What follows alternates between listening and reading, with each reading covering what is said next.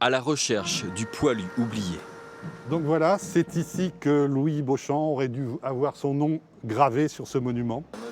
102 ans après la mort de ce Niortais, Philippe Bontemps cherche à comprendre pourquoi le nom de ce combattant de 14-18 a disparu.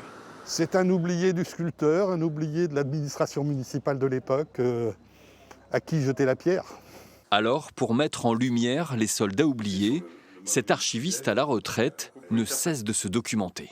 Ce sont des mitrailleuses qui étaient utilisées sur le front pendant la guerre 14-18. Et donc Louis Beauchamp était dans une compagnie telle que celle-ci. Et grâce à ses bases de données sur la Première Guerre mondiale, il a réussi à reconstituer le parcours de Louis Beauchamp.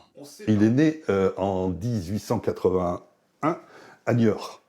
Donc en 1918, il a 27 ans quand il décède au mois de juin. Et il est décédé lors de la fin de la contre-attaque allemande qui a fait une percée sur le front au nord-ouest de Compiègne. Et le cas de ce combattant est loin d'être isolé. Rien que dans le département, des centaines de soldats manqueraient à l'appel, sur les 14 000 de Sévriens tombés au front.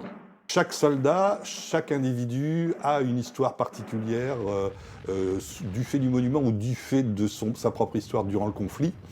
Et chaque histoire est intéressante et passionnante. Grâce à ce travail d'historien, le poilu Louis Beauchamp pourrait rejoindre la liste des Niortais tombés pour la France. La mairie n'exclut d'ailleurs pas de faire graver son nom sur le monument aux morts de la ville.